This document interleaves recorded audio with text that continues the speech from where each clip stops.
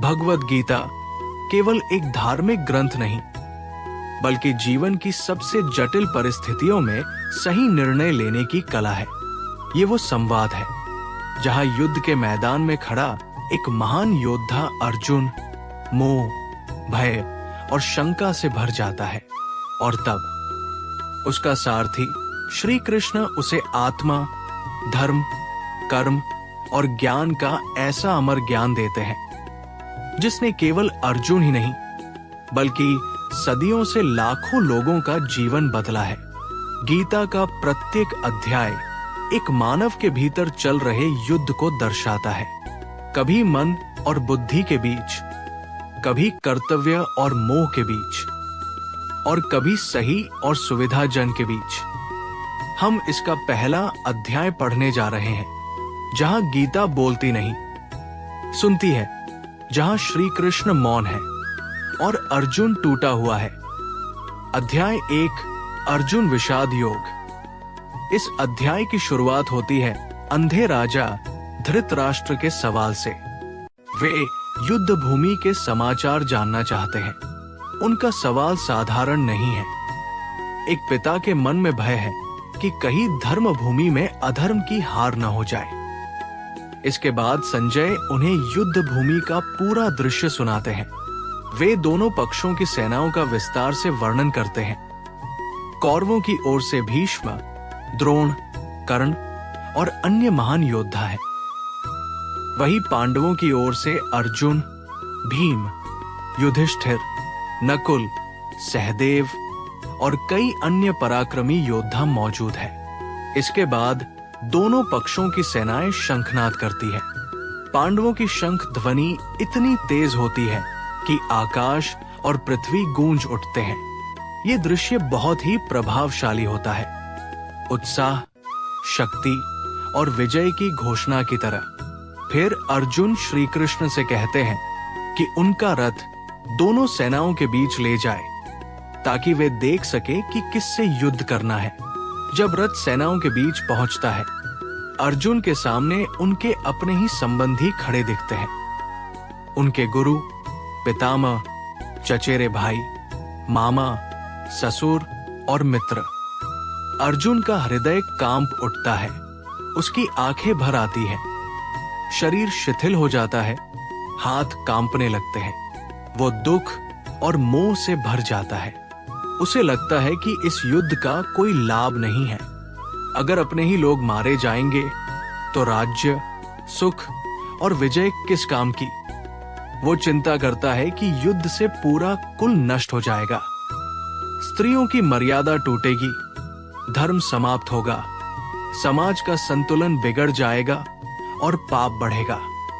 वो स्वयं को इस पाप से बचाना चाहता है। अब अर्जुन पूरी तरह से भावनाओं में डूब चुका है।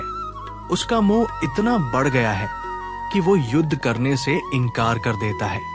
वो अपने धनुष को नीचे रख देता है, बैठ जाता है और चुप हो जाता है।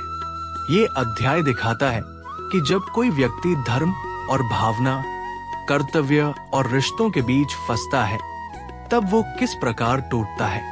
अर्जुन कोई साधारण योद्धा नहीं है, लेकिन फिर भी वो मोह और दुख के कारण अपना धर्म भूलने लगता है। यही वो क्षण है जहां से ज्ञान की आवश्यकता पैदा होती है। अर्जुन अब स्वयं को श्री कृष्ण के शरण में देता है। वो गुरु के सामने सिर झुकाता है, लेकिन इस अध्याय में श्री कृष्ण कुछ नहीं कहते। वे चुप रहते हैं। वे जानते हैं कि जब तक व्यक्ति स्वयं तैयार न हो, तब तक ज्ञान देना व्यर्थ है। इस अध्याय का अंत अर्जुन के मौन और आत्मसमर्पण पर होता है। ये अध्याय गीता के उपदेशों की भूमिका है। यही अर्जुन का पहला कदम है आत्मज्ञान की ओर, जहां वो अपनी सीमाएं पहचानता है और एक शिष्य बनकर गुरु से मार्गदर्शन मांगता है। यही है अर्जुन विषाद योग, जहां दुख से विवेक का जन्म होता है। तो आइए अब हम शुरू करते हैं भगवद गीता का दूसरा अध्याय, सांख्य योग, जो गीता का सबसे महत्वपूर्ण और मूल अध्याय माना जाता है। यहाँ से श्री कृष्ण बोलना शुरू करते हैं और अर्जुन को आत्मा, मृत्यु, धर्म और कर्तव्य का गूढ़ ज्ञान देते हैं। अर्जुन युद्ध भूमि में अपने रथ पर बैठा है, निराश, मोहग्रस्त और भय से जकड़ा हुआ। वो अपने धनुष को नीचे रख चुका है, लड़ने से मना कर चुका है। वो कहता है कि मैं अपने ही परिवारजनों को मारकर कोई राज्य नहीं चाहता। उसका हृदय करुणा से भर गया है और उसका मन भ्रमित हो गया है। अब श्री कृष्ण, जो अब तक मौन थे, बोलना शुरू करते हैं। वो मुस्कुराते हैं और कहते हैं, तुम्हारा ये शोक न तो योग्य जनों के लिए है, न ज्ञानियों के लिए। जो योद्धा, जो धर्म के लिए खड़ा है, उसके लिए ये मोह उचित नहीं है। वे अर्जुन से कहते हैं, तू उस आत्मा के लिए शोक कर रहा है जो कभी न मरती है और न पैदा होती है। श्री कृष्ण समझाते हैं कि शरीर नश्वर है, लेकिन आत्मा अमर है। जिसे हम मारते हैं या मरता हुआ देखते हैं, वो केवल शरीर है। आत्मा तो कभी भी नहीं मरती।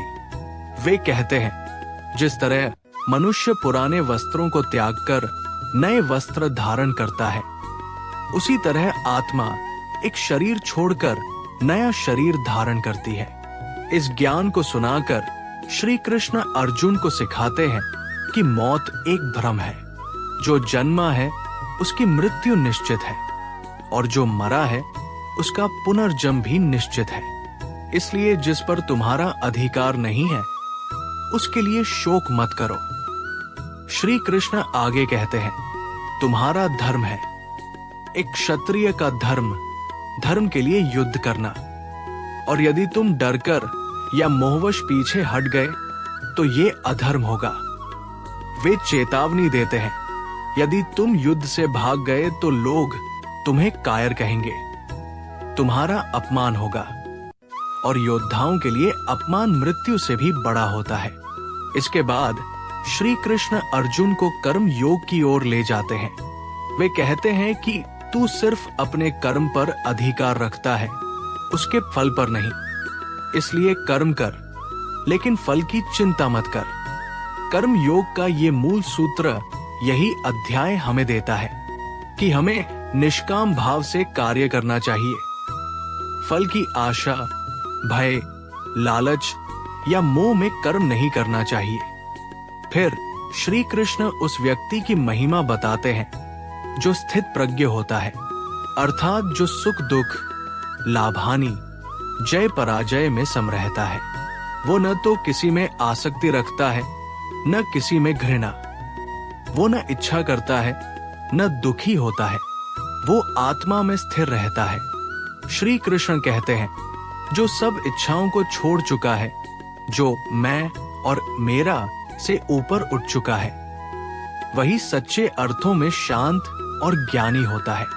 अर्जुन अब कुछ कुछ समझने लगता है। उसका मोह थोड़ा कम हुआ है, लेकिन वो अभी भी पूरी तरह जागृत नहीं हुआ है। श्री कृष्ण का ज्ञान गहरा होता जा रहा है। वे कर्म, आत्मा और ध्यान के योग को आपस में जोड़कर समझा रहे हैं। ये अध्याय न केवल अर्जुन को युद्ध के लिए तैयार करता है, बल्कि उसे जीवन की सबसे बड़ी सच्चाई सिखाता है कि जो दिखता है वो सब कुछ नहीं है। जो आत्मा है वही सत्य है। शरीर, मृत्यु, जीत, हार, ये सब नश्वर है, पर आत्मा अजर, अमर, अविनाशी है। अध्याय 2 के अंत तक अर्जुन कहता है, अब मेरे भ्रम कुछ कम हो गए हैं, लेकिन मैं और जानना चाहता हूं। सांख्य योग केवल एक दर्शन नहीं है, ये जीवन की आंखें खोल देने वाला मार्ग है। ये बताता है कि कर्म करो पर बंधो मत, शरीर को देखो पर आत्मा को जानो। अर्जुन को युद्ध भूमि में खड़ा करके श्री कृष्ण हर मानव के भीतर का युद्ध शांत कर रहे हैं। अब हम पहुंचते हैं भगवद गीता के 3रे अध्याय कर्म योग पर, जहां श्री कृष्ण अर्जुन को सिखाते हैं कि सच्चा योग केवल ध्यान या त्याग में नहीं, बल्कि कर्म में है। अर्जुन अब भी थोड़ी उलझन में है। वो श्री कृष्ण से पूछता है, हे केशव, यदि ज्ञान श्रेष्ठ है तो फिर मुझे कर्म क्यों करना चाहिए? यदि सब कुछ आत्मा का खेल है तो फिर युद्ध, प्रयास और कर्म का क्या अर्थ है? श्री कृष्ण मुस्कुराते हैं। वे कहते हैं, ये भ्रम स्वाभाविक है, लेकिन ध्यान दो, संसार केवल ज्ञान से नहीं चलता, कर्म से चलता है। त्याग करना है, लेकिन कर्म का नहीं, आसक्ति का त्याग करना है। वे स्पष्ट करते हैं कि इस सृष्टि में कोई भी प्राणी कर्म किए बिना एक क्षण भी नहीं रह सकता। ये प्रकृति का नियम है कि सब कुछ गति में है। शरीर, मन, इंद्रिया, विचार सब निरंतर काम कर रहे हैं। कर्म से भागना भी एक प्रकार का कर्म ही है। और जब हम स्वधर्म से भागते हैं तब हम अधर्म की ओर बढ़ते हैं। श्री कृष्ण कहते हैं, यदि तुम युद्ध से भाग जाओगे तो और लोग भी अपने कर्तव्य से भागेंगे। श्रेष्ठ व्यक्ति जो करता है, समाज उसका अनुसरण करता है। इसलिए अर्जुन को समझाया जाता है कि उसका युद्ध करना केवल अपना कर्तव्य निभाना नहीं है, बल्कि समाज को धर्म पर स्थिर करने का एक साधन है। अब श्री कृष्ण कर्मयोग का मूल सिद्धांत देते हैं। कर्म करो, लेकिन फल की अपेक्षा न रखो। जब हम अपने कर्म को ईश्वर को समर्पित करके करते हैं, न खुशी की अपेक्षा न दुख का डर, तो वही सच्चा योग है। वे ये भी समझाते हैं कि कर्म बंधन तब बनता है जब हम उसका फल अपने लिए चाहते हैं, लेकिन जब हम उसे निष्काम भाव से करते हैं तो वो बंधन नहीं बनता, बल्कि मुक्ति का मार्ग बन जाता है। श्री कृष्ण कहते हैं, ईश्वर के लिए कर्म करना ही यज्ञ है। हर प्राणी ईश्वर के यज्ञ चक्र में जुड़ा हुआ है। यदि हम केवल अपने लिए जीते हैं तो हम चोरी करते हैं, क्योंकि ये जीवन केवल हमारा नहीं है। वे अर्जुन को चेतावनी भी देते हैं, तुम केवल उपदेश मत सुनो, उसे आचरण में उतारो। जो व्यक्ति ज्ञान सुनकर भी उसे जीवन में नहीं उतारता, वो भ्रम में रहता है और दुख भोगता है। अंत में श्री कृष्ण अर्जुन को समझाते हैं कि क्रोध, काम और लोभ ये 3 राक्षस हैं जो आत्मा के ज्ञान को ढक देते हैं। इनका निवास है मन, इंद्रियों और बुद्धि में। इन पर विजय पाने के लिए आत्मसंयम, अभ्यास और विवेक आवश्यक है। कर्मयोग हमें यही सिखाता है कि भागना समाधान नहीं है, बल्कि अपनी जिम्मेदारी को समझकर कर्म करना, बिना अपेक्षा के, ईश्वर को समर्पित होकर।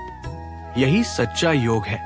अध्याय 3 बताता है कि योग किसी गुफा में बैठकर ध्यान करने में नहीं, बल्कि दुनिया में रहकर अपने कर्तव्यों को ईमानदारी से निभाने में है। कर्म से भागो मत, उसे समर्पण के साथ जियो। यही है कर्मयोग। अब हम प्रवेश करते हैं भगवद गीता के अध्याय 4 ज्ञान कर्म संन्यास योग में।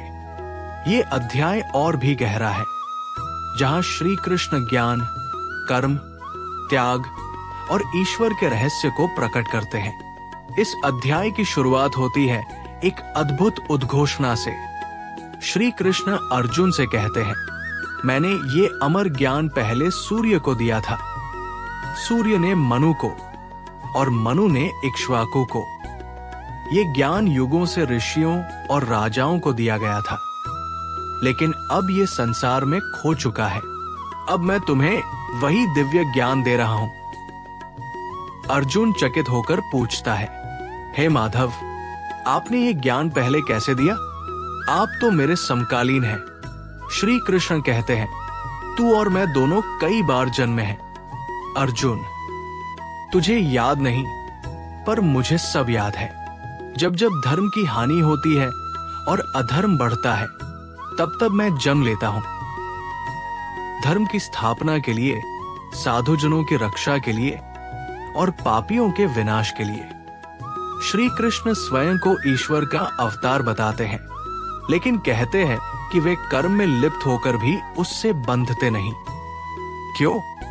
क्योंकि वे हर कर्म को निष्काम भाव से और ईश्वर को समर्पित होकर करते हैं। यही रहस्य वे अर्जुन को सिखाते हैं। कि जब हम भी अपने कर्म को मैं कर रहा हूं के भाव से मुक्त होकर ईश्वर की प्रेरणा से हो रहा है, ऐसे भाव में करें तो कर्म हमें बांधता नहीं। इस अध्याय में श्री कृष्ण बताते हैं कि ज्ञान और कर्म का संन्यास केवल कर्म त्यागना नहीं है, बल्कि कर्म की अहंता और आसक्ति को त्यागना है। वे अर्जुन को समझाते हैं, सच्चा ज्ञानी वो नहीं जो संसार से भागता है, बल्कि वह है जो संसार में रहकर भी साक्षी भाव से कर्म करता है। श्री कृष्ण ज्ञान की महिमा बताते हैं। ज्ञान अग्नि की तरह है जो अज्ञान को जला देता है। जो ज्ञान प्राप्त कर लेता है उसके सभी संदेह समाप्त हो जाते हैं। वे कहते हैं कि ये ज्ञान किसी पुस्तक से नहीं, बल्कि गुरु के चरणों में समर्पण और सेवा से प्राप्त होता है।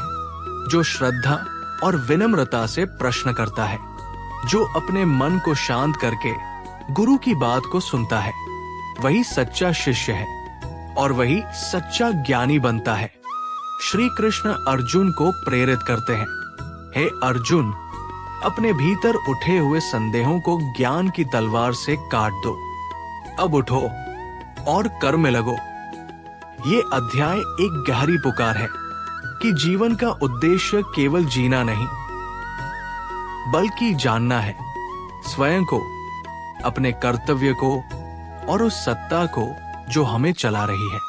ज्ञान कर्म संन्यास योग ये सिखाता है कि त्याग केवल कर्म छोड़ना नहीं है, बल्कि उस मैं को छोड़ना है जो सोचता है मैं करता हूं। जब ये भ्रम टूटता है तब कर्म, भक्ति और ज्ञान तीनों एक हो जाते हैं। अब हम पहुंचते हैं भगवद गीता के 5वें अध्याय कर्म संन्यास योग पर। ये अध्याय उस शाश्वत प्रश्न का उत्तर देता है, क्या जीवन से भागना ही मोक्ष है या फिर संसार में रहकर भी मुक्त हुआ जा सकता है? अर्जुन अब भी थोड़ा भ्रम में है। वो श्री कृष्ण से प्रश्न करता है, हे केशव, आप कभी कर्म त्याग संन्यास की बात करते हैं और कभी कर्म करते हुए त्याग की कर्मयोग। कृपया स्पष्ट करें कि इन दोनों में श्रेष्ठ क्या है? श्री कृष्ण मुस्कुराते हैं और कहते हैं, संन्यास और कर्मयोग दोनों मोक्ष की ओर ले जाते हैं, लेकिन इन दोनों में कर्मयोग श्रेष्ठ है। क्यों? क्योंकि कर्मयोग ऐसा मार्ग है जहां मनुष्य संसार से भागे बिना अपने कर्तव्यों को निभाते हुए भी मुक्त हो सकता है। श्री कृष्ण समझाते हैं कि जो व्यक्ति बिना फल की इच्छा के, बिना मैं कर रहा हूं के भाव के अपने कर्तव्यों को करता है, वही वास्तव में त्यागी है, भले ही उसने संसार का परित्याग न किया हो। सन्यासी वो नहीं जो वस्त्र छोड़ दे, सन्यासी वो है जो अहंकार और आसक्ति को छोड़ दे। वे कहते हैं कि ज्ञानी कर्म करता है, लेकिन उस कर्म से बंधता नहीं, क्योंकि वो जानता है कि मैं नहीं, प्रकृति कर रही है, मैं तो केवल साक्षी हूं। ऐसा व्यक्ति न किसी से घृणा करता है, न किसी से अत्यधिक लगाव। वो न जीत में हर्षित होता है, न हार में दुखी। वो शीत गर्म, मान अपमान, लाभ-हानि सबको एक समान देखता है। श्री कृष्ण बताते हैं कि ऐसा व्यक्ति शांत होता है, भीतर स्थिर होता है, उसका मन ईश्वर में स्थित होता है। वो जानता है कि सभी जीवों में एक ही आत्मा विद्यमान है, चाहे वो ब्राह्मण हो, हाथी हो, कुत्ता हो या चांडाल। सभी में वो एक ही परमात्मा है। जो इस समदर्शिता को प्राप्त कर लेता है, वही वास्तव में मुक्त होता है। श्री कृष्ण ये भी कहते हैं कि जो व्यक्ति इंद्रियों के विषयों से विरक्त होकर आत्मा में रमण करता है, वो सच्चा योगी होता है। ऐसे योगी को न कोई कामना होती है, न क्रोध। वो भीतर से तृप्त होता है और जब आत्मा में स्थित होकर वो ईश्वर को अनुभव करता है, तो उसे ऐसा आनंद प्राप्त होता है जो बाहर की किसी भी वस्तु से नहीं मिल सकता। अंत में श्री कृष्ण अर्जुन को बताते हैं कि जो व्यक्ति अपने अंतःकरण को शांत करता है, जिसका मन नियंत्रण में है, जो सबके प्रति समान दृष्टि रखता है, वो शांति को प्राप्त करता है। और यही शांति, वही मुक्ति संन्यास से नहीं बल्कि सही भाव से किए गए कर्म से मिलती है। अध्याय 5 ये स्पष्ट कर देता है कि मोक्ष केवल जंगलों और तपस्या में नहीं है, बल्कि रोजमर्रा के जीवन में भी पाया जा सकता है, यदि हम हर कर्म को समर्पण और समता भाव से करें। तो यही संसार ही तपोभूमि बन जाता है। अब हम प्रवेश करते हैं भगवद गीता के अध्याय 6 ध्यान योग में, जहां श्री कृष्ण सिखाते हैं कि मन को कैसे वश में किया जाए और कैसे आत्मा में स्थित होकर परम शांति प्राप्त की जाए। श्री कृष्ण कहते हैं, जो व्यक्ति फल की इच्छा से मुक्त होकर कर्म करता है, जो बिना आसक्ति के अपने कर्तव्यों का पालन करता है, वही सच्चा सन्यासी है, वही सच्चा योगी है। केवल बाहरी त्याग से या अग्नि में आहुति देने से कोई योगी नहीं बनता। योगी वो होता है जो मन और इंद्रियों को वश में रखता है, जो संतुलन में रहता है, कर्म करते हुए भी भीतर से शांत। श्री कृष्ण स्पष्ट करते हैं, योग त्याग नहीं है, योग संतुलन है। योग न तो अति भोजन करने वालों के लिए है, न अति उपवास करने वालों के लिए, नहीं बहुत सोने वालों के लिए, और न ही जागरण में डूबे रहने वालों के लिए। सच्चा योगी वही है जो मध्यम मार्ग अपनाता है। भोजन, विश्राम, कर्म और ध्यान सब में संतुलन रखता है। श्री कृष्ण ध्यान योग की विधि भी बताते हैं। ध्यान के लिए एक शांत स्थान चुनो, मन को धीरे धीरे एकाग्र करो, सीधी रीढ़ से बैठो, दृष्टि को नाक की नोक पर टिकाओ, मन को बाहरी विषयों से हटाकर एक ही बिंदु पर स्थिर करो। वही बिंदु है ईश्वर, आत्मा, शांति। ध्यान में सबसे बड़ी बाधा है चंचल मन। मन कभी पीछे जाता है, कभी आगे, कभी डराता है, कभी भ्रमित करता है। श्री कृष्ण कहते हैं, मन को बार बार खींचकर उसी एक लक्ष्य पर लाओ। ध्यान का अभ्यास करो, धीरे धीरे वो मन भी शांत हो जाएगा। और जब मन शांत हो जाता है तो आत्मा में एक ऐसा आनंद मिलता है जो स्थायी होता है, जिसे शब्दों में नहीं बताया जा सकता। वो अनुभव केवल योग की स्थिति में होता है। श्री कृष्ण ये भी बताते हैं कि ऐसे योगी को जो शांति मिलती है, वो न कामना से जुड़ी होती है, न किसी वस्तु से, वो आत्मा की स्वतः उत्पन्न तृप्ति होती है। फिर श्री कृष्ण अर्जुन को बताते हैं, योगियों में भी वो सबसे श्रेष्ठ है जो श्रद्धा से मुझ में लीन होता है, जो सच्चे हृदय से भक्ति करता है और संभाव से सबके साथ व्यवहार करता है। ध्यान योग हमें सिखाता है कि सच्चा युद्ध बाहर नहीं, भीतर होता है। विजय उन्हीं को मिलती है जो अपने मन को जीत लेते हैं। जब मन जीता जाता है, तब संसार नहीं, संपूर्ण ब्रह्मांड भीतर समा जाता है। अब हम पहुंचते हैं भगवद गीता के 7वें अध्याय ज्ञान विज्ञान योग में। ये अध्याय वो स्थान है जहां श्री कृष्ण ईश्वर स्वयं को प्रकट करते हैं। वे बताते हैं कि ईश्वर कौन है, कहाँ है और कैसे हर चीज उसी से जुड़ी है। श्री कृष्ण अब अर्जुन से कहते हैं, अब मैं तुझे ऐसा ज्ञान दूंगा जिसे जान लेने के बाद इस संसार में और कुछ जानना बाकी नहीं रहेगा। इस अध्याय में 2 प्रकार के ज्ञान की बात होती है। एक ज्ञान जो आत्मा और शरीर के भेद को समझाता है। 2 विज्ञान जो उस ज्ञान का अनुभव कराता है। अब तक अर्जुन ने सुना था कि आत्मा अविनाशी है, कर्म करो लेकिन फल की चिंता मत करो, और ध्यान के माध्यम से मन को शांत करो। लेकिन अब श्री कृष्ण उससे कहते हैं, मैं ही सब कुछ हूं। वो बताते हैं कि प्रकृति की 8 शक्तियां, पृथ्वी, जल, अग्नि, वायु, आकाश, मन, बुद्धि और अहंकार सभी मेरी ही अपरा भौतिक प्रकृति है। और इसके परे एक और शक्ति है, जीवात्मा, वही चेतना जो प्रत्येक प्राणी में है, वही आत्मा जो जन्म और मृत्यु के बंधन में फंसी हुई है। श्री कृष्ण कहते हैं, मैं ही इस संपूर्ण सृष्टि का आधार हूं। सब मुझसे उत्पन्न हुए हैं, पर मैं सब में व्याप्त होकर भी उनसे अलग हूं। वो उदाहरण देते हैं, जैसे मोतियों की माला में धागा छिपा होता है, वैसे ही मैं सब जीवों और पदार्थों में छिपा हुआ हूं। वे आगे कहते हैं, मैं जल में रस हूं, सूर्य और चंद्रमा में प्रकाश हूं, अग्नि में तेज हूं, वेदों में ओंकार हूं, पुरुषों में पुरुषत्व हूं और आत्मा में स्वयं का दिव्य स्वरूप हूं। लेकिन श्री कृष्ण ये भी बताते हैं कि बहुत कम लोग मुझे वास्तव में जान पाते हैं। अधिकतर लोग 4 प्रकार से मेरी शरण में आते हैं। 1, जो दुख में होते हैं। 2, जो कुछ पाना चाहते हैं। 3, जो ज्ञान चाहते हैं। 4, और जो मुझे प्रेम से पहचानते हैं, ज्ञानी भक्त।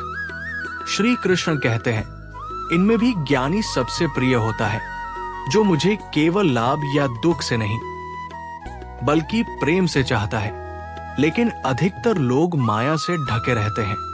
वे ईश्वर को पहचान नहीं पाते, क्योंकि वो सबके भीतर रहकर भी आत्मा की आंखों से ही दिखाई देता है। माया वो शक्ति है जो भ्रम पैदा करती है। और श्री कृष्ण कहते हैं, मेरी माया दैवी है, उसे पार करना आसान नहीं, लेकिन जो मुझे पूर्ण समर्पण करता है वो उसे पार कर जाता है। अंत में वे अर्जुन से कहते हैं, जो व्यक्ति जन्म जन्म के पुण्य कर्मों से शुद्ध हुआ है, वही मुझे अंत में पूरी तरह जानता है और मेरी भक्ति में स्थित हो जाता है। ज्ञान विज्ञान योग हमें ये सिखाता है कि ईश्वर कोई बाहर की शक्ति नहीं है, वो हमारे भीतर है, हमारे चारों ओर है, हमारे विचारों, कर्मों और चेतना में समाया हुआ है। लेकिन उसे जानने के लिए केवल ज्ञान नहीं, बल्कि अनुभव, श्रद्धा और समर्पण की आवश्यकता है।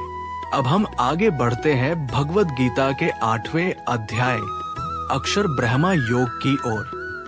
ये अध्याय हमें मृत्यु के समय की चेतना, परम लक्ष्य और अमर आत्मा की यात्रा के रहस्य से परिचित कराता है। ये अध्याय अर्जुन के कुछ गहरे और अस्तित्व से जुड़े सवालों से शुरू होता है। वो श्री कृष्ण से पूछता है, ब्रह्मा क्या है, कर्म क्या है, आत्मा क्या है, मृत्यु के समय मन को कहाँ केंद्रित करें? श्री कृष्ण अत्यंत शांति से उत्तर देते हैं, ब्रह्मा वो अविनाशी परम सत्य है जो सबके पार है। स्वभाव वो शक्ति है जिससे जीव उत्पन्न होते हैं। कर्म वह है जो जीवों के निर्माण और उनके जीवन चक्र को चलाता है। अधिभूत सभी नश्वर वस्तुएं हैं, शरीर, संसार, दृश्य रूप। अधिदैव वो दिव्य सत्ता है जो इंद्रियों को नियंत्रित करती है। और अधियज्ञ स्वयं श्री कृष्ण है जो हर यज्ञ और कर्म के भीतर उपस्थित है। फिर आता है इस अध्याय का सबसे गहरा और निर्णायक विचार। मृत्यु के समय जो जैसा स्मरण करता है वैसा ही अगले जन्म में प्राप्त करता है। श्री कृष्ण कहते हैं, जो मृत्यु के समय मुझ में लीन होता है, मेरा स्मरण करते हुए शरीर त्यागता है, वो मुझे ही प्राप्त करता है और जन्म मरण के चक्र से मुक्त हो जाता है। वे अर्जुन को समझाते हैं कि इस जीवन का सबसे बड़ा अभ्यास यही है कि हर क्षण मन को ईश्वर में स्थिर करना, ताकि अंतिम क्षण में भी वही स्मरण बना रहे। इसलिए वे कहते हैं, मुझे सदा स्मरण कर और युद्ध भी कर, मन और बुद्धि मुझ में लगा, फिर तू मुझे ही प्राप्त करेगा। फिर श्री कृष्ण बताते हैं उस अक्षर ब्रह्मा के बारे में जो अविनाशी है, जो अनादि है, जो न जल से भीगता है न अग्नि से जलता है, जो सदा रहता है, शुद्ध, निर्गुण, अचल, जो योगी इस अक्षर ब्रह्मा को जानता है और मृत्यु के समय अपनी चेतना को प्राणायाम से साध कर भ्रूमध्य में स्थिर करके ओंकार का स्मरण करता हुआ शरीर त्यागता है, वो ब्रह्मा को प्राप्त करता है। श्री कृष्ण दो मार्गों का उल्लेख भी करते हैं। एक, देवयान मार्ग, श्वेत पथ, जो ब्रह्म ज्ञानियों का मार्ग है, जिससे आत्मा मोक्ष प्राप्त करती है। दो, पितृयान मार्ग, कृष्ण पथ, जो कर्म करने वालों का मार्ग है, जिससे आत्मा पुनर्जन्म के चक्र में लौटती है। जो व्यक्ति देवयान से जाता है वो अविनाशी को प्राप्त करता है, और जो पितृयान से जाता है वो पुनः संसार में आता है। लेकिन श्री कृष्ण अंत में स्पष्ट कहते हैं, जो मेरी भक्ति में स्थित है वो इन सभी मार्गों से परे हो जाता है, वो सच्चे मोक्ष को प्राप्त करता है। अक्षर ब्रह्मा योग हमें याद दिलाता है कि मृत्यु कोई अंत नहीं है, वो उस चेतना का परीक्षण है जो हमने पूरे जीवन में विकसित की है, जिसे हम अंतिम क्षण में याद रखते हैं। वही हमारी आत्मा को आगे ले जाता है। इसलिए अगर जीवन भर मन को ईश्वर में स्थिर करें तो मृत्यु के समय कोई डर नहीं होता, बस एक शांत मुक्ति होती है, जैसे बूंद समा जाए सागर में। अब हम प्रवेश करते हैं भगवद गीता के 9वें अध्याय राजविद्या राजगुह्य योग में, जिसे श्री कृष्ण स्वयं कहते हैं, ये ज्ञान सभी ज्ञानों में सबसे श्रेष्ठ है और सभी रहस्यों में सबसे गुप्त। ये अध्याय हमें ईश्वर की गहराई, भक्ति की शक्ति और पूर्ण समर्पण के मार्ग की ओर ले जाता है। श्री कृष्ण अब अर्जुन से कहते हैं, हे अर्जुन, मैं तुझे अब वो राजविद्या और राज रहस्य बताने जा रहा हूं, जो शुद्ध है, पवित्र है और जिसे जानकर मनुष्य जन्म मरण के बंधन से मुक्त हो जाता है। श्री कृष्ण बताते हैं कि ये ज्ञान न केवल तात्विक है, बल्कि जीवन के भीतर अनुभूत होने वाला ज्ञान है। वे कहते हैं, ये ज्ञान केवल बुद्धि से नहीं समझा जाता, ये श्रद्धा और भक्ति से जाना जाता है। श्री कृष्ण फिर अपने विश्वरूप को प्रकट करते हैं। वे कहते हैं, मैं ही ये समस्त संसार हूं, मुझसे ये सारा ब्रह्मांड उत्पन्न हुआ है, फिर भी मैं इससे अलग हूं। वे समझाते हैं कि ये संसार जैसे सूत्रों में पिरोए मोती है, वैसे ही ये संपूर्ण सृष्टि मुझ में स्थित है, फिर भी मैं इनसे बंधा नहीं हूं। वो उदाहरण देते हैं, जैसे हवा आकाश में चलती है पर उसे छूती नहीं, वैसे ही ये संसार मुझ में स्थित है, लेकिन मैं उससे अछूता हूं। श्री कृष्ण आगे कहते हैं, प्रलय के समय सब कुछ मेरी प्रकृति में लीन हो जाता है और सृष्टि के समय मैं पुनः सबको प्रकट करता हूं। यहां वे समझाते हैं कि ईश्वर ही सृष्टा है, संहारक है और रक्षक भी। फिर आता है एक बहुत ही मार्मिक सत्य, मूर्ख लोग मुझे मनुष्य रूप में देखते हैं और मेरी सच्ची दिव्यता को नहीं समझते। श्री कृष्ण कहते हैं कि जो केवल मेरी बाहरी लीला को देखते हैं वो मेरी अव्यक्त अनंत सत्ता को समझ नहीं पाते, लेकिन जो श्रद्धा से मेरी शरण लेते हैं, जो मेरा नाम जपते हैं, मेरी भक्ति करते हैं, वे मुझे प्राप्त कर लेते हैं, चाहे वे किसी भी जाति, वर्ण या परिस्थिति में क्यों न हो। श्री कृष्ण इस अध्याय में एक अद्भुत घोषणा करते हैं, जो मुझे पत्ते, फूल, फल या जल भी प्रेम पूर्वक अर्पण करता है, मैं उसे स्वीकार करता हूं।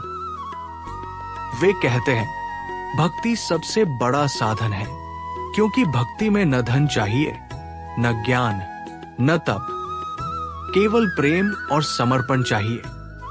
वे ये भी कहते हैं, तुम जो भी करो, खाओ, अर्पण करो या तपस्या करो, सब मुझे समर्पित करो, ऐसा करने से तुम पाप से मुक्त हो जाओगे। और फिर आता है इस अध्याय का सबसे भावनात्मक वचन, मेरा भक्त कभी नाश नहीं होता। श्री कृष्ण ये कहकर अर्जुन को और हमें ये विश्वास देते हैं कि अगर हम सच्चे मन से भक्ति करें तो ईश्वर कभी हमें छोड़ता नहीं। वो हमारी हर गलती को क्षमा करता है, हमें अपने प्रेम में समाहित कर लेता है। राजविद्या राजगुह्य योग हमें सिखाता है कि ईश्वर को समझने के लिए किसी विशेष योग्यता की जरूरत नहीं। जरूरत है सिर्फ श्रद्धा, प्रेम और संपूर्ण समर्पण की। ईश्वर दूर नहीं है, वो हर क्षण, हर श्वास, हर भाव में उपस्थित है। हमें केवल उसे अनुभव करने की आंखें चाहिए जो भक्ति से खुलती है। अब हम पहुंचते हैं भगवद गीता के 10वें अध्याय विभूति योग पर, जहां श्री कृष्ण स्वयं बताते हैं, मैं कौन हूं, मैं कहां हूं और कैसे मैं इस समस्त सृष्टि में प्रकट हूं। ये अध्याय वो है जहां ईश्वर अपनी दिव्य विभूतियों का विस्तार पूर्वक परिचय देता है। अर्जुन अब श्रद्धा से पूर्ण हो चुका है। वो जान गया है कि श्री कृष्ण केवल उसका सारथी नहीं बल्कि साक्षात भगवान है। अब वो श्री कृष्ण से प्रार्थना करता है, हे जनार्दन, मैं जानना चाहता हूं आप किन किन रूपों में इस संसार में व्याप्त है। आपको मैं किस किस रूप में पहचानूं, आपकी स्मृति में कैसे स्थिर रहूं। श्री कृष्ण मुस्कुराते हैं और कहते हैं, अब मैं तुझे अपनी विभूतियां बताऊंगा जो मुझे जानने वाले के भीतर भक्ति का दीपक प्रज्वलित करेंगी। श्री कृष्ण कहते हैं, मैं ही सबका आदि हूं, मध्य हूं और अंत भी। मेरे बिना कुछ भी नहीं है, न जीव, न जड़, न चेतन। वे बताते हैं, मैं ऋषियों में नारद हूं, देवों में इंद्र हूं, वेदों में सामवेद हूं, इंद्रियों में मन हूं, पर्वतों में हिमालय हूं, नदियों में गंगा हूं। श्री कृष्ण अपनी महत्ता को एक एक उदाहरण द्वारा स्पष्ट करते हैं।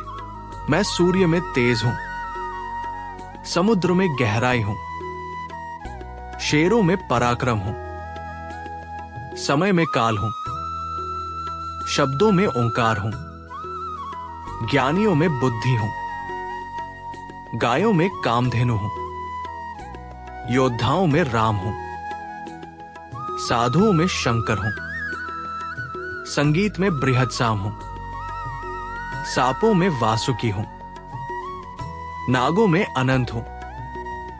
और फिर वो वाक्य जो इस अध्याय का सार है, मेरी ये विभूतियां अनंत है, मैं उनमें से केवल थोड़ी ही बता रहा हूं।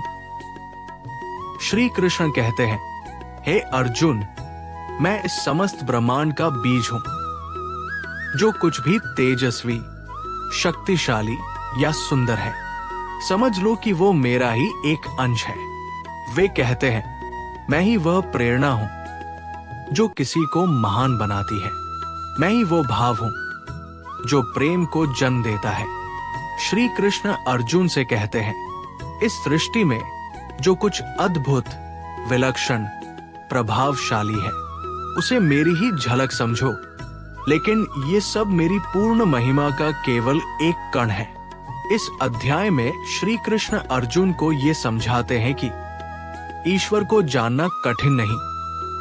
यदि हम हर सुंदरता, शक्ति, तेज, प्रेम और शांति में उन्हें पहचानना शुरू करें। ईश्वर सिर्फ मंदिरों में नहीं है, वे हर दृष्टि, हर स्पर्श, हर स्पंदन में प्रकट है। हर वो चीज जो हमारे भीतर श्रद्धा, विस्मय और प्रेम जगाए, वो उसी ईश्वर की विभूति है। विभूति योग हमें सिखाता है कि ईश्वर को बाहर ढूंढने की जरूरत नहीं, बल्कि हमें उन्हें अपने आश्चर्य और अनुभव की आंखों से देखना है। ईश्वर इस ब्रह्मांड की हर शक्ति में है और हर दिल में है। बस उन्हें पहचानना सीखना ही भक्ति का मार्ग है। अब हम पहुंचते हैं भगवद गीता के 11वें अध्याय विश्वरूप दर्शन योग में। ये वो अध्याय है जहां अर्जुन को श्री कृष्ण का वो विराट रूप दिखाई देता है जो न किसी ने पहले देखा था और न फिर कभी देखा जाएगा। ये वो क्षण है जब मनुष्य को ईश्वर का दिव्य, सर्वव्यापी, अद्भुत और भयानक रूप एक साथ प्रकट होता है। अर्जुन अब तक श्री कृष्ण की दिव्यता को समझ चुका था। उसके भीतर विश्वास भी था और श्रद्धा भी, लेकिन अब वो एक आंतरिक तड़प से भर उठता है। वो श्री कृष्ण से निवेदन करता है, हे योगेश्वर, आपने अपनी विभूतियां विस्तार से बताई। अब मेरी इच्छा है कि मैं आपका वो विराट रूप स्वयं अपनी आंखों से देख सकूं। श्री कृष्ण मुस्कुराते हैं और कहते हैं, हे अर्जुन, तू मेरा वो रूप देख नहीं सकता इस सामान्य दृष्टि से। मैं तुझे दिव्य नेत्र देता हूं जिससे तू मेरा विश्वरूप देख सके।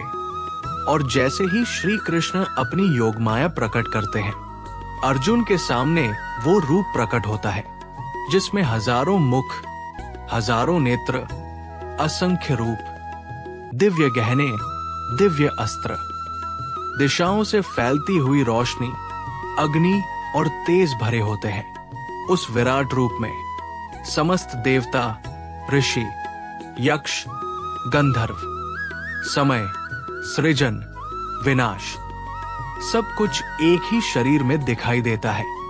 गगन के पार तक फैलता हुआ वो रूप भविष्य, वर्तमान और अतीत को एक साथ समेटे हुए। अर्जुन स्तब्ध हो जाता है। उसके रोम रोम कांप उठते हैं। वो घबरा कर कह उठता है, हे प्रभु, मैंने जानता हूं कि आप कौन हैं। आपका ये रूप अत्यंत भयानक है। मैं विनती करता हूं कि कृपा करके आप अपने सौम्य रूप में लौटें, क्योंकि उस विराट रूप में अर्जुन देखता है कि समस्त योद्धा, राजाओं और सैनिकों को श्री कृष्ण स्वयं निगल रहे हैं। उनके मुख अग्नि के समान हैं, जैसे काल रूपी ईश्वर सबका अंत कर रहे हों। अर्जुन पूछता है, हे देव, आप कौन हैं इस भयानक रूप में? श्री कृष्ण उत्तर देते हैं, मैं काल हूं, समय जो सबका विनाश करता है। ये युद्ध तेरे चाहे बिना भी होगा। जो योद्धा युद्ध भूमि में खड़े हैं वो पहले से ही मुझ द्वारा मारे जा चुके हैं। तू केवल निमित्त बन जा। उठ और अपने कर्तव्य को निभा। ये सुनकर अर्जुन भय और श्रद्धा से भर जाता है। वो श्री कृष्ण को साष्टांग प्रणाम करता है और कहता है, हे विश्वरूप, आप ही पिता है, माता है, गुरु है, आप ही सब कुछ है। मैंने अनजाने में आपको मित्र मानकर जो भी कहा उसके लिए मुझे क्षमा करें।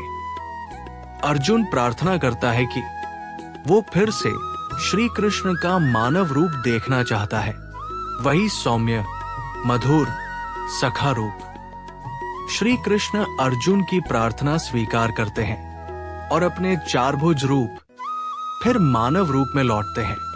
वे कहते हैं, हे अर्जुन, ये रूप जिसे तूने देखा उसे न वेदों से, न तप से, न दान से, न यज्ञ से पाया जा सकता है। ये केवल अनन्य भक्ति से ही देखा जा सकता है।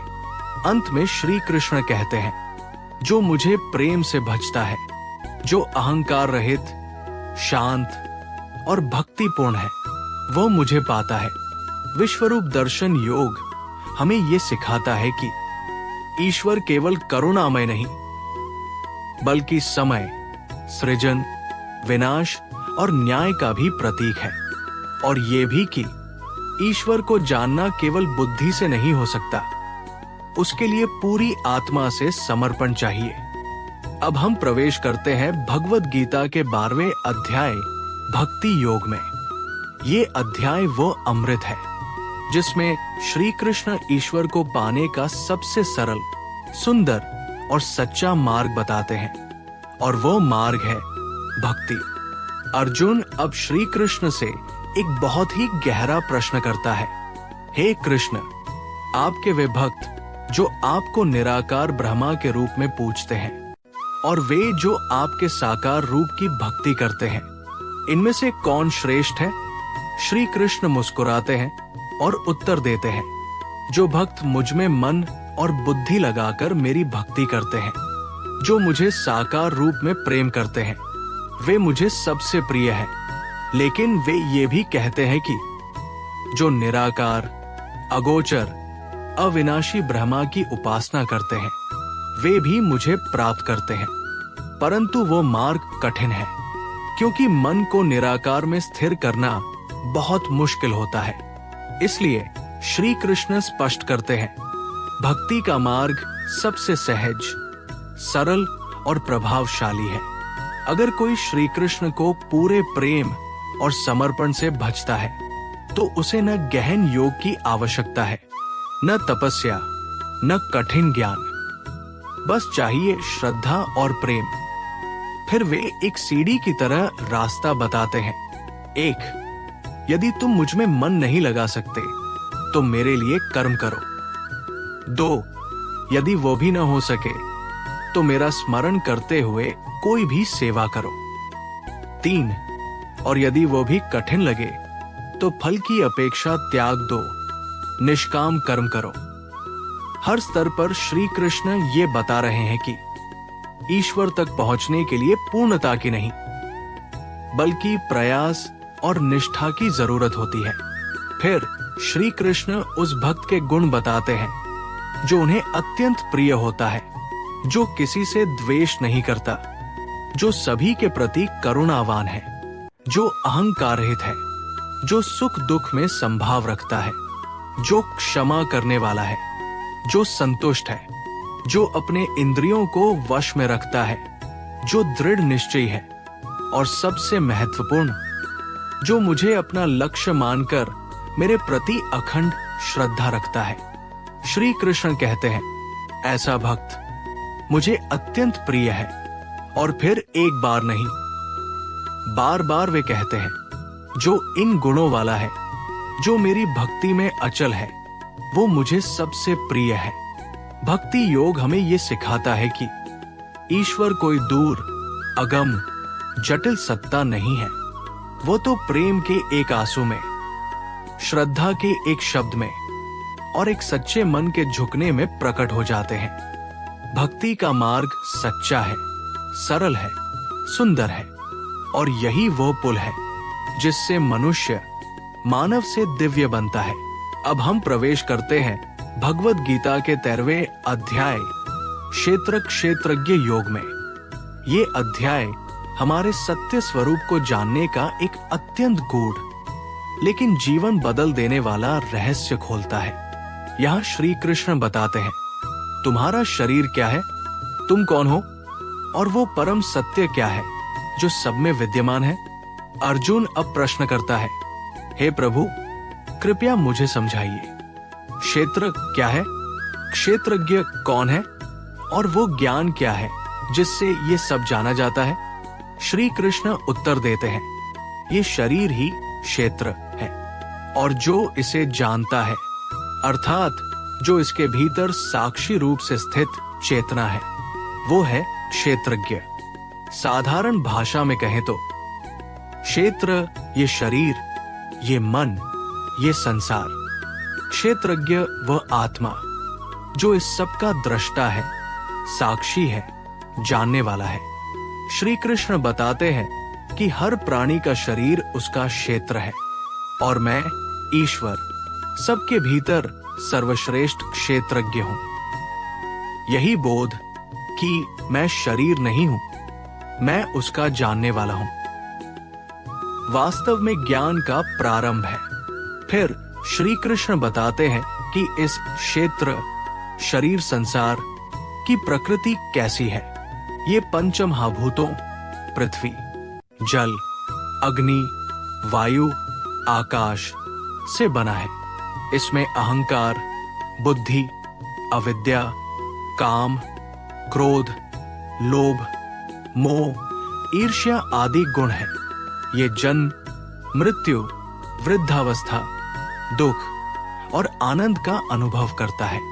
लेकिन ये सब क्षेत्र का हिस्सा है, तुम नहीं। अब वे बताते हैं ज्ञान क्या है। श्री कृष्ण कहते हैं वो विवेक जो ये जानता है कि मैं शरीर नहीं आत्मा हूं, वही सच्चा ज्ञान है, बाकी सब अज्ञान है।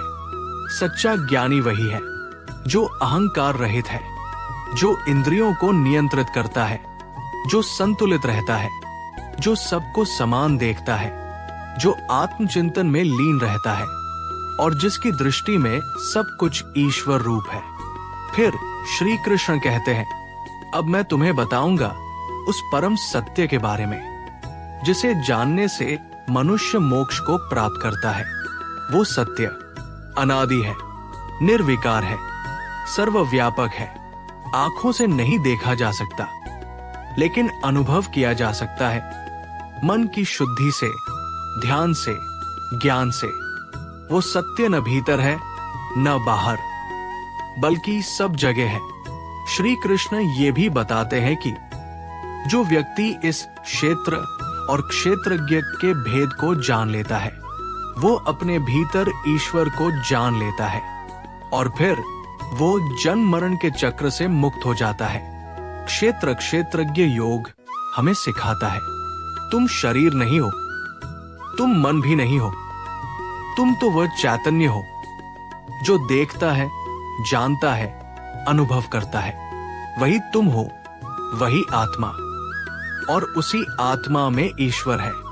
ये अध्याय हमें वास्तविक मुक्ति का द्वार दिखाता है जब हम जान लेते हैं कि हम संसार में रहते हुए भी उससे परे हैं। अब हम प्रवेश करते हैं भगवद गीता के 14वें अध्याय गुणत्रय विभाग योग में, जहां श्री कृष्ण हमें वो रहस्य बताते हैं जिससे पूरा संसार चलता है। हर मनुष्य, हर विचार, हर कर्म। ये अध्याय बताता है कि हमारे जीवन में जो प्रकृति के 3 गुण हैं, वे ही हमारे व्यवहार, विचार और भाग्य को संचालित करते हैं। श्री कृष्ण कहते हैं, हे अर्जुन, अब मैं तुझे वो सर्वोच्च ज्ञान दूंगा जिसे जानकर ऋषियों ने जन्म मरण से मुक्ति पाई है और परम ब्रह्मा में स्थित हो गए हैं। अब श्री कृष्ण 3 प्राकृतिक गुणों, त्रिगुणों का वर्णन करते हैं। 1 सत्व गुण, शुद्धता, संतुलन, ज्ञान। 2 रजस गुण, क्रियाशीलता, इच्छा, भोग। 3 तमस गुण, अज्ञान, आलस्य, मोह। ये तीनों गुण प्रकृति के भीतर छिपी शक्तियां हैं। हर मनुष्य, हर कार्य, हर विचार इन गुणों से प्रभावित होता है। आइए तीनों गुणों को विस्तार से समझें। 1 सत्व गुण प्रकाशमय है, ज्ञान उत्पन्न करता है, आनंद, शांति, करुणा, संयम, स्पष्टता जैसे भाव देता है। जब सत्व बढ़ता है तो मनुष्य ऊंचे विचार करता है, सत्य की खोज करता है और धर्म में स्थिर होता है। परंतु सत्व भी बंधन है, क्योंकि वह व्यक्ति को ज्ञान और पुण्य के फल की लालसा से बांधता है। 2 रजस गुण इच्छा, लालच, स्पर्धा, कर्म, आकांक्षा से भरा होता है। ये गुण मनुष्य को क्रियाशील, महत्वाकांक्षी और बेचैन बनाता है। वो फल की आशा में लगातार कर्म करता है। ये गुण दुख का कारण भी बनता है, क्योंकि इच्छाएं कभी पूरी नहीं होती। 3 तमस गुण अंधकारमय है, आलस्य, प्रमाद, अविवेक, भ्रम, जड़ता लाता है। व्यक्ति विवेक खो देता है, कर्तव्य को टालता है। ये नीचे की ओर खींचता है, भ्रम और अधर्म की ओर। फिर श्री कृष्ण बताते हैं, हर मनुष्य के भीतर ये तीनों गुण होते हैं, लेकिन जिस गुण का प्रभाव अधिक होता है वही उसकी प्रवृत्ति, आदतें और कर्म तय करता है। मृत्यु के समय जो गुण प्रबल होता है उसी के अनुसार अगले जन्म का स्वरूप मिलता है। सत्व प्रधान व्यक्ति उच्च लोकों में जाता है, रजस प्रधान व्यक्ति भोग के संसार में लौटता है, तमस प्रधान व्यक्ति निचले योनि या अज्ञान की स्थिति में गिरता है। फिर श्री कृष्ण एक अद्भुत बात कहते हैं, जो व्यक्ति इन तीनों गुणों से परे उठ जाता है वही सच्चा मुक्त पुरुष होता है। वो व्यक्ति सुख दुख में सम रहता है, लाभ हानि मान अपमान में डगमग नहीं होता, अपने भीतर आत्मा में स्थित रहता है और संसार में रहते हुए भी माया से परे होता है। श्री कृष्ण कहते हैं, जो मुझ में अटल भक्ति करता है वो त्रिगुणों को पार कर जाता है। गुणत्रय विभाग योग हमें ये गहरा ज्ञान देता है कि हमारे कर्म, सोच और भाग्य किसी बाहरी कारण से नहीं बल्कि हमारे भीतर सक्रिय गुणों से संचालित होते हैं। लेकिन हम त्रिगुणों के बंधन से मुक्त हो सकते हैं ध्यान, विवेक और सबसे बढ़कर भक्ति के माध्यम से। अब हम पहुंचते हैं भगवद गीता के 15वें अध्याय पुरुषोत्तम योग में। ये अध्याय एक ऐसा दर्पण है जिसमें हम जीवन, आत्मा और परमात्मा को एक साथ स्पष्ट रूप में देख सकते हैं। यहाँ श्री कृष्ण संसार की असल प्रकृति बताते हैं और फिर ये भी कि उस संसार से परे एक ऐसा दिव्य पुरुष ईश्वर है जो सबका आधार है, जिसे वे कहते हैं पुरुषोत्तम। श्री कृष्ण इस अध्याय की शुरुआत एक सुंदर और रहस्यमयी उपमा से करते हैं। इस संसार को एक उल्टे वृक्ष, वट वृक्ष के समान समझो, जिसकी जड़ें ऊपर ब्रह्मा में है और शाखाएं नीचे प्रकृति में फैली है। इस वृक्ष की शाखाएं कर्म, इच्छाएं, संबंध, पत्तियां वेदों के मंत्र, फल कर्मों के परिणाम, जड़ परम ब्रह्मा। श्री कृष्ण कहते हैं, ये संसार का वृक्ष स्थायी नहीं है। इसकी शाखाएं मोह, वासना, अहंकार से फली फूली है। इसे केवल वैराग्य की तलवार से ही काटा जा सकता है और जब ये वृक्ष कटता है तभी आत्मा अपने मूल स्थान परम ब्रह्मा की ओर लौट सकती है। फिर श्री कृष्ण बताते हैं, इस संसार में दो प्रकार के पुरुष होते हैं। एक क्षर पुरुष, वो जो शरीर, मन, बुद्धि के अधीन है, यानी संसार में जन्म मरण झेलने वाला जीव। दो अक्षर पुरुष, वो आत्मा जो अविनाशी है लेकिन अब भी ब्रह्मा को पूरी तरह नहीं जानती। लेकिन इन दोनों से परे एक तीसरा पुरुष है, पुरुषोत्तम। वही जो न कभी जन्म लेता है न कभी नाश होता है, जो सबका आधार है, सबका स्रोत है, परमात्मा स्वयं। श्री कृष्ण कहते हैं, हे अर्जुन, मैं ही वो पुरुषोत्तम हूं, मैं ही वो परम सत्य हूं जिससे ये संपूर्ण सृष्टि उत्पन्न हुई है और जिसमें अंत में सब लीन हो जाता है। फिर वे आत्मा के बारे में बताते हैं, इस शरीर में जो चेतना है वही आत्मा है और वो मेरा ही अंश है। ये आत्मा प्रकृति के संपर्क से ही शरीर को संचालित करती है, इंद्रियों के माध्यम से संसार का अनुभव करती है, लेकिन ये शुद्ध, अनंत और परम चेतना का अंश होती है। परंतु मनुष्य इस आत्मा को नहीं पहचान पाता क्योंकि वो मोह, इच्छा और अज्ञान में डूबा होता है। श्री कृष्ण अंत में कहते हैं, जो व्यक्ति इस रहस्य को जानता है वो बुद्धिमान है, वो संसार के भ्रम से मुक्त हो जाता है और आत्मज्ञान में स्थित होकर मुझे प्राप्त करता है। पुरुषोत्तम योग हमें सिखाता है, ये संसार एक छाया है, अस्थायी है, लेकिन इसके भीतर जो आत्मा है वो शुद्ध और दिव्य है और आत्मा का अंतिम लक्ष्य है अपने स्रोत, अपने मूल यानी परम पुरुषोत्तम भगवान में लौट जाना। अब हम पहुंचते हैं भगवद गीता के 16वें अध्याय दैवासुर संपद विभाग योग में। ये अध्याय मानव स्वभाव के दो मुखों को उजागर करता है, एक जो हमें ईश्वर के निकट ले जाता है, दैवी संपदा, और दूसरा जो हमें पतन की ओर ले जाता है, आसुरी संपदा। ये अध्याय आत्मनिरीक्षण का दर्पण है। जिसमें हम देख सकते हैं कि हम किस दिशा में जा रहे हैं। श्री कृष्ण कहते हैं, मनुष्य के भीतर दो प्रकार की प्रवृत्तियां होती है। एक, दैवी संपदा, ईश्वरीय गुण।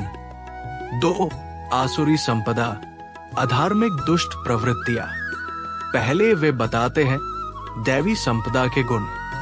निर्भयता, अंतःकरण की पवित्रता, ज्ञान की खोज और आत्मचिंतन।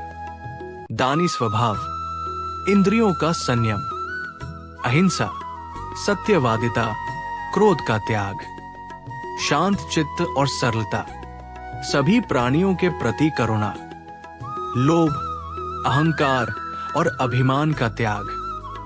श्री कृष्ण कहते हैं, जिसके भीतर ये गुण होते हैं वो व्यक्ति मोक्ष की ओर अग्रसर होता है। अब वे बताते हैं आसुरी संपदा के लक्षण। अभिमान, घमंड, कठोरता, क्रोध, कपट, असत्य, धार्मिक ग्रंथों और नियमों का अपमान। अज्ञान और हठधर्मिता, वासनाओं में डूबे रहना, स्वयं को ही सर्वश्रेष्ठ मानना। काम, क्रोध और लोभ से संचालित होना। श्री कृष्ण कहते हैं, ऐसे लोग मोह में फंसे रहते हैं। वे झूठे संकल्प करते हैं, आज इतना धन कमाऊंगा, कल ये खरीदूंगा, ये मारूंगा, वो जीतूंगा। वे भगवान को भूल जाते हैं और अंततः नरक की ओर चले जाते हैं। फिर श्री कृष्ण एक बहुत गहरा सत्य बताते हैं। 3 दरवाजे हैं जो नरक की ओर ले जाते हैं: काम, वासना, क्रोध और लोभ। इन्हें जो त्याग देता है वो आत्मा की शांति को प्राप्त करता है। वे कहते हैं, जो मनुष्य धर्म ग्रंथों की आज्ञा का पालन नहीं करता और मनमाने ढंग से चलता है, वो न तो सुख पाता है, न सिद्धि, न परमति। अंत में श्री कृष्ण निर्देश देते हैं, धर्म क्या है और अधर्म क्या, ये जानने का स्रोत है शास्त्र। इसलिए तू शास्त्रों के अनुसार जी, यही तेरा कल्याण करेगा। दैवासुर संपद विभाग योग हमें सीधा संकेत देता है। हम अपने जीवन को स्वयं गढ़ते हैं, हर दिन, हर सोच, हर कर्म से।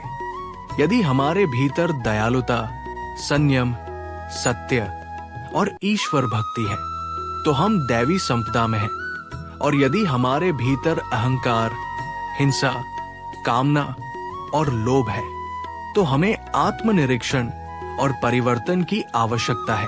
अब हम पहुंचते हैं भगवद गीता के 17वें अध्याय श्रद्धात्रय विभाग योग में। ये अध्याय एक अद्भुत प्रकाश है जो ये बताता है कि हमारे जीवन की श्रद्धा, आस्था कैसी है और वो श्रद्धा हमें किस दिशा में ले जा रही है। हर व्यक्ति में श्रद्धा होती है, पर वो श्रद्धा सत्व, रजस या तमस से प्रभावित होती है। यही श्रद्धा हमारे भोजन, यज्ञ, वाणी, आचरण और जीवन की गुणवत्ता को तय करती है। अर्जुन अब श्री कृष्ण से एक गहरा प्रश्न पूछता है, हे प्रभु, जो व्यक्ति शास्त्रों के अनुसार कर्म नहीं करता लेकिन श्रद्धा से यज्ञ, तप, दान आदि करता है, उसकी स्थिति क्या होती है? श्री कृष्ण उत्तर देते हैं, हे अर्जुन, हर व्यक्ति की श्रद्धा उसके स्वभाव के अनुरूप होती है और ये श्रद्धा 3 प्रकार की होती है: सात्विक, राजसिक और तामसिक। 1. सात्विक श्रद्धा ईश्वर, गुरु, वेदों, सत्य और धर्म में होती है। इससे किया गया यज्ञ, तप और दान निस्वार्थ और पवित्र होता है। ऐसे लोग शांतिपूर्ण होते हैं और मुक्ति की ओर बढ़ते हैं। उदाहरण, भक्त जो बिना फल की इच्छा से प्रेम पूर्वक सेवा करता है। 2. राजसिक श्रद्धा दिखावे, प्रतिष्ठा, लाभ और फल की अपेक्षा से होती है। ऐसा व्यक्ति अपने कर्मों से समाज में मान चाहता है, परंतु भीतर से बेचैन और अस्थिर रहता है। उदाहरण, दान इसलिए देना ताकि लोग वाहवाही करें। 3. तामसिक श्रद्धा, अंधविश्वास, कष्टदायक साधनाएं, तांत्रिक कर्मकांड या दूसरों को पीड़ा देने वाले आचरण में विश्वास। ये श्रद्धा अज्ञान, हठ और मोह से उपजती है। इससे व्यक्ति अधः पतन की ओर जाता है। उदाहरण, ऐसे व्रत या तप करना जो शरीर को पीड़ा दे, या धर्म के नाम पर हिंसा करना। फिर श्री कृष्ण बताते हैं, भोजन, यज्ञ, तपस्या और दान भी 3 प्रकार के होते हैं और उनकी प्रकृति हमारी श्रद्धा के अनुसार होती है। सात्विक भोजन जीवनदायी, रसयुक्त, हल्का, सात्विक, प्रिय और स्वास्थ्यवर्धक। फल, दूध, ताजे अन्न आदि। राजसिक भोजन अति तीखा, खट्टा, गरम, अधिक नमक वाला, जो तात्कालिक स्वाद देता है लेकिन बाद में कष्ट देता है। तामसिक भोजन बासी, दुर्गंधयुक्त, सड़ागला या हिंसा से प्राप्त किया गया भोजन। अंत में श्री कृष्ण 3 पवित्र शब्दों का रहस्य बताते हैं। तत्सत, ब्रह्मा का प्रतीक। तत्, ये सब ईश्वर को समर्पित है। सत, शाश्वत, सत्य, पवित्रता का स्वरूप। वे कहते हैं, जो यज्ञ, दान और तप इन शब्दों की भावना से किया जाता है वो सात्विक होता है और मुक्ति की ओर ले जाता है। श्रद्धात्रय विभाग योग हमें सिखाता है कि श्रद्धा केवल एक भाव नहीं बल्कि जीवन की दिशा तय करने वाली शक्ति है। हमारी श्रद्धा जैसी होगी, हमारा सोच, कर्म, आचरण, भोजन और अंततः भाग्य वैसा ही बनेगा। इसलिए श्री कृष्ण हमें आमंत्रण देते हैं कि हम अपनी श्रद्धा को शुद्ध करें, सन्मार्ग पर लाएं और उसे पूर्ण रूप से ईश्वर को समर्पित करें। अब हम पहुंचते हैं भगवद गीता के 18वें और अंतिम अध्याय मोक्ष संन्यास योग में। ये अध्याय पूरे गीता का सार, निष्कर्ष और पूर्ण ज्ञान है। यहाँ श्री कृष्ण हमें ये समझाते हैं कि कैसे मनुष्य कर्तव्य निभाते हुए भी मुक्त हो सकता है, कैसे वो संसार में रहकर सन्यासी बन सकता है और अंततः मोक्ष को प्राप्त कर सकता है। अर्जुन एक बार फिर श्री कृष्ण से पूछता है, हे माधव, मैं जानना चाहता हूं, सन्यास क्या है और त्याग क्या है? श्री कृष्ण स्पष्ट करते हैं, सन्यास कामनाओं और भोग के कर्मों का त्याग। त्याग अपने कर्म के फलों की अपेक्षा का त्याग, यानी कर्म करो पर फल की इच्छा न रखो, यही सच्चा त्याग है। फिर श्री कृष्ण 3 प्रकार के त्याग को समझाते हैं। 1. सात्विक त्याग, कर्तव्य करते हुए भी फल की अपेक्षा न रखना, ये श्रेष्ठ त्याग है। 2. राजसिक त्याग, कर्म इसलिए न करना क्योंकि वो कठिन या कष्टकारी है, ये मोह से प्रेरित त्याग है। 3. तामसिक त्याग, अज्ञानवश कर्म त्याग देना बिना समझे, ये भ्रम से प्रेरित होता है। फिर वे कर्म के 5 कारण बताते हैं। 1. कर्ता, जो करता है। 2. कर्म, जो कार्य हो रहा है। 3. इंद्रिया, जो माध्यम है। 4. मन। 5. परमात्मा, जो अंतिम प्रेरणा है। मतलब हम अकेले कुछ नहीं करते, ईश्वर की प्रेरणा और प्रकृति की शक्ति से ही सब होता है। फिर श्री कृष्ण ज्ञान, कर्म, कर्ता, बुद्धि, धृति और सुख, इन सब को भी 3 गुणों सात्विक, राजसिक, तामसिक के अनुसार वर्गीकृत करते हैं। जैसे सात्विक ज्ञान सब प्राणियों में एकता देखना, राजसिक ज्ञान केवल भिन्नता देखना, तामसिक ज्ञान अधूरा भ्रमित ज्ञान, सात्विक कर्ता निष्काम, स्थिर, न डिगने वाला, राजसिक कर्ता लोभी, कामनाओं से भरा, तामसिक कर्ता आलसी, निर्दयी, असंयमी। अब श्री कृष्ण सबसे बड़ा रहस्य बताते हैं। अपने स्वधर्म का पालन करना, चाहे वो छोटा हो, परधर्म के पालन से बेहतर है। यानी हर मनुष्य को अपने कर्तव्य, अपने मार्ग, अपने स्वभाव के अनुसार जीवन जीना चाहिए। दूसरों की नकल नहीं करनी चाहिए। फिर श्री कृष्ण कहते हैं, जो व्यक्ति कामनाओं से मुक्त है, जो अहंकार से परे है, जो संभाव से कर्म करता है, वो ईश्वर को प्राप्त करता है। और अंत में श्री कृष्ण अर्जुन से कहते हैं, हे अर्जुन, अब मैं तुझे वो सर्वोच्च रहस्य बताता हूं। इसे अपने हृदय में धारण कर ले। मुझ में मन लगा, मेरा भक्त बन, मेरी वंदना कर और मुझे ही प्रणाम कर। तू निश्चित ही मुझे प्राप्त होगा। ये मैं तुझसे सत्य वचन कहता हूं। अर्जुन का जागरण। अब अर्जुन का भ्रम मिट चुका है। उसका मन शांत है। उसने ईश्वर को पहचान लिया है। वो हाथ जोड़कर कहता है, हे कृष्ण, अब मैं स्थिर हूं। मेरा मोह दूर हो गया है। मैं आपके आदेश का पालन करूंगा। संपूर्ण गीता का सार श्री कृष्ण के अंतिम वचनों में ही गीता का सार है। त्याग, भक्ति, आत्मबोध और कर्तव्य पालन, इनसे मनुष्य परमपद को प्राप्त करता है।